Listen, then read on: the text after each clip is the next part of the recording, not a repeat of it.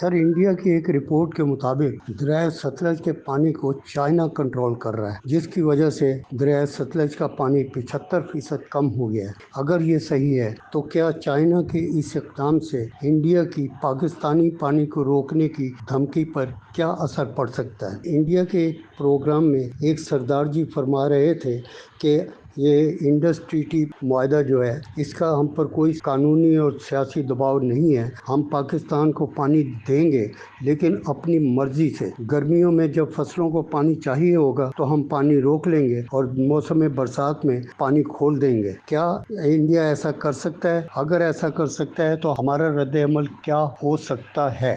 دیکھیے، یہ ساری باتیں ہیں، یہ انڈیا کے جو سو کالڈ ایکسپرٹس ہیں نا، اپنی عوام کو بیوقوف بنا رہے ہیں۔ پہلی بات تو یہ ہے کہ یہ ابینس کرنا، یہ کرنا، وہ کرنا، کوئی اثر نہیں اس کا۔ آج کل کے زمانے میں یہ بڑا مشکل ہے۔ اگر ایسا کوئی انہوں نے اقدامات کرنے ہیں تو آج سے شروع کرنے پڑیں گے، اور ڈیمز بنانے پڑیں گے، کینالز بنانی پڑیں گی، اور وہ اتنا آسان کام نہیں ہے، وہ کم از کم 5 یا 10 سال کے منصوبے بنتے ہیں۔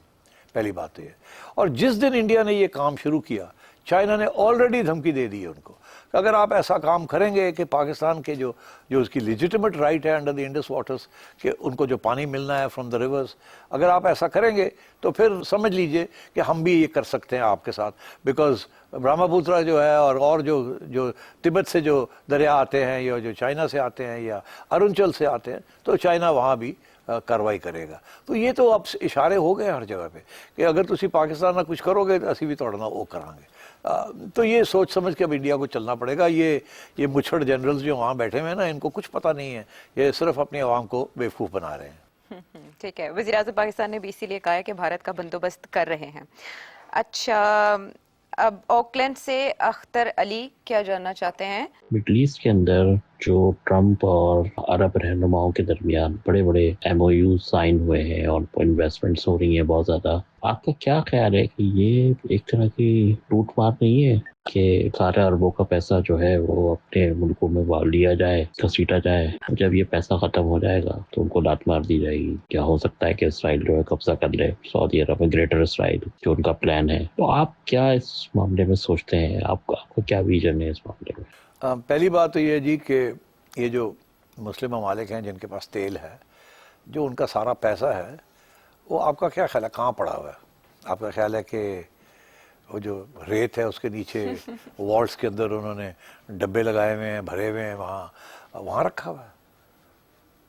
سارے کا سارا پیسہ ویسٹرن بینکس میں ہے۔ اسی لیے تو دھمکی یہ ہوتی ہے کہ آپ کے پیسے روک لیں گے ہم، پانی وانی تھوڑے ہیں ان کے پیسے فریز ہو جاتے ہیں۔ اور یہ پہلی دفعہ نہیں، پہلے بھی یہ ہوا ہے ایسے۔ ایران کے پیسے روکے ہوئے ہیں انہوں نے، ابھی تک ایران کے جو پیسے ویسٹرن بینکس میں تھے وہ امریکہ نے روک دیے، ان میں سے بہت سے پیسے دینے نہیں دیے۔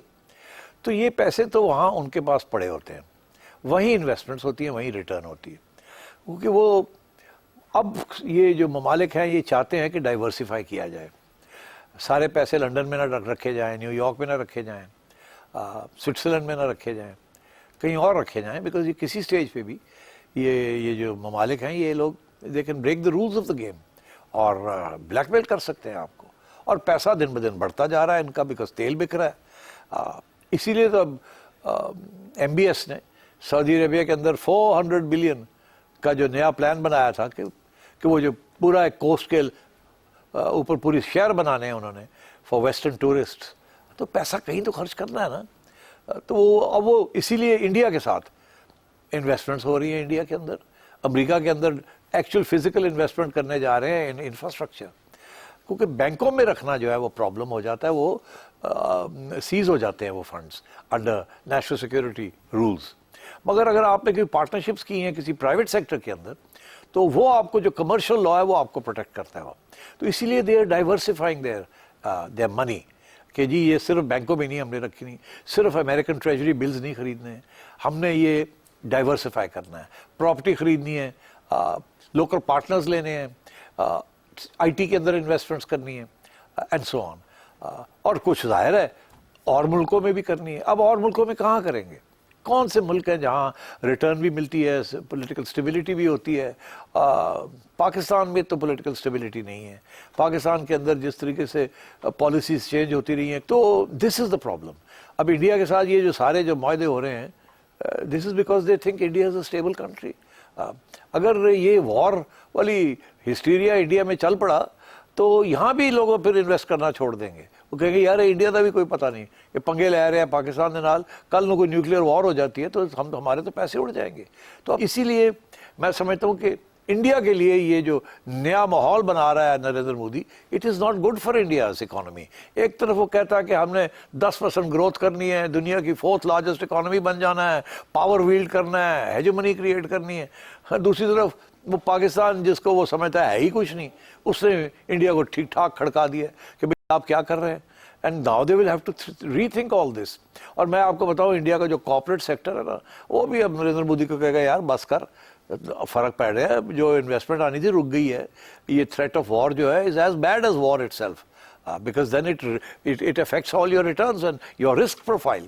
اگر ایک ملک کے اندر انویسٹمنٹ کی رسک جو ہے تھوڑی ہے اور دوسرے میں زیادہ ہے, تو جہاں آپ زیادہ رسک والی کنٹری میں جب آپ انویسٹ کرنے جاتے ہیں تو آپ کہتے ہیں اچھا جی انڈیا میں تو 10% بھی ریٹرن مل جائے ٹھیک ہے, کوئی رسک نہیں ہے انسٹیبلٹی کی, ساری پالیسیز لیٹ ڈاؤن ہیں, سب کچھ چل رہا ہے, اللہ اللہ خیر صلی اللہ. پاکستان میں نہیں جی, ایسی تو 20% تو کٹ نہیں کریں گے. کیوں؟ پاکستان تک پتہ نہیں, آج گورنمنٹ آ گئی تو دوجی آ گئی اور انہوں نے پالیسی چینج کر دی. یہ پالیسی بیوروکریسی نے خراب نہ کر دی, یہ ڈیویلیویشن نہ ہو جائے, یہ نہ ہو جائے. تو دس از دا پرابلم.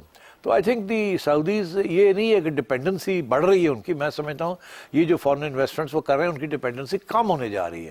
پہلے ڈپینڈنسی زیادہ تھی, they were beholden to the American system. Now they are trying to branch out and spread their risk. شامل کریں گے مزید سوال ایک بریک کے بعد. Welcome back.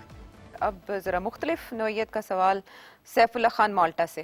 ہم لوگ مالٹا میں رہتے ہیں, بہت سارا پاکستانی ادھر آئے, لیکن ہمارا پاسپورٹ کا کوئی نظام, کوئی سسٹم نہیں ہے کہ ہم پاسپورٹ بنائے اور کچھ بنائے. حالانکہ مالٹا والا لوگ بولتے ہیں پاکستان نے ایسا وقت ہمارا مدد کی, ہمارا مالٹا ایئر لائن بنا ہے, لیکن پھر بھی پاکستان کی ادھر ایسا کچھ نہیں ہے کہ ہمارا مدد کی جائے. دوسرا کیا دبئی, یہ عرب کنٹری جو انڈیا کا جتنا بزنس ہے, ہم کیوں نہیں کیے ان کے ساتھ یہ بزنس؟ کیونکہ جو بھی ہمارا تو ایک صدوری ملتا ہے اور ایک جو شاندار ملتا ہے, باقی کچھ عام ملے گا, باقی ایسا کچھ نہیں ملتا ہے انڈیا کا ہر مارکیٹ میں, بلکہ ان کا الگ الگ مارکیٹ ہے. تو یہ ہم چانسز کیوں مس کیے ہیں ماضی میں؟ اور تیسرا, نواز شریف جو بھی خاموش ہے, کہ اس کے پیچھے ان کا وائف تھی جو پورا سیاست کرتی تھی, کیونکہ ان کے وائف کے جانے کے بعد وہ خاموش ہو گیا. تو آپ کو نہیں لگتا ہے کہ ان کا وائف ہی تھی جو ان کو پورا بات سمجھاتی تھی اور پورا وہ آگے کرتا تھا؟ پہلا لاسٹ کویسچن فرسٹ, وہ آسان ہے. دیکھیے میاں صاحب کی پارٹنر تو تھی وہ, اور ان کو ظاہر ہے گھر میں ایڈوائس تو ملتی ہے, ہر مرد کو اس کی اہلیہ کی ایڈوائس تو ہوتی ہے جیسی بھی ہو. اور کلثوم بھاجی جو تھیں وہ بھی ایڈوائس تو دیتی تھی میاں صاحب کو, مگر یہ مطلب نہیں ہے کہ وہی چلاتی تھی میاں صاحب کو. میاں صاحب وہ اپنے آپ کو خود ہی چلاتے ہیں, وہ ایسی کوئی بات نہیں ہے. مریم بھی میاں صاحب کو ایڈوائس دیتی رہی ہے جب یہ پرائم منسٹر تھے, کچھ ایڈوائس لے لیتے تھے, کچھ نہیں لیتے تھے, سن لیتے تھے. اسی طریقے کے ساتھ کلثوم بھابھی کی بھی ایڈوائس سن لیتے تھے, بیکاز ظاہر ہے ان کے بھی اپنے پرسیپشنس تھے, اور she was a very smart ہے, ہائیلی ایجوکیٹڈ وومن. مگر یہ کہنا کہ جی میاں صاحب تو کچھ بھی نہیں تھے, پچھوں خواتین ہی چلانیاں سن, ایسی کوئی گل نہیں ہے. البتہ کلثوم بھابھی جو ہیں وہ وین میاں صاحب واز ان ٹربل مشرف کے دور میں, تو انہوں نے پھر وہ گھر سے باہر نکلی, تو پھر like all good wives she fought for her husband.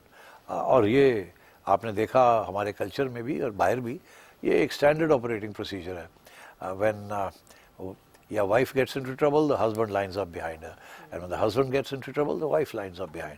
ہمارا کلچر بڑا کنزرویٹو ہے, اس کے باوجود the wives have come out, and that is why آپ دیکھتے ہیں خواتین کی کتنی پارٹیسپیشن ہے in the political process in Pakistan. یہ بڑی اچھی بات ہے. باقی اب آئیے پہلے آپ کے مالٹا کے بارے میں مجھے کچھ نہیں پتا, مالٹے بہت کھاتا ہوں. باقی آئی بات کہ کیوں ہم اس طریقے سے ایگریسولی ایکسپورٹ نہیں کرتے پاکستانی پروڈکٹس, جو میں سمجھاؤں یہی آپ کا سوال ہے, جیسے انڈیا کرتا ہے. ابھی بات یہی ہو رہی تھی کہ India is a very big economy, and Indians جو ہیں they are ready to make investments abroad. ہمارے جو بیسکلی بڑی کنزرویٹو بزنس کمیونٹی ہے, یا ہم پراپرٹی میں انویسٹ کرتے ہیں یا ہم سیکیورٹیز میں انویسٹ کرتے ہیں. سو میرا خیال ہے کہ Indians far more outgoing, ان کی جو لیبر فورس ہے وہ بھی زیادہ تعلیم یافتہ ہے.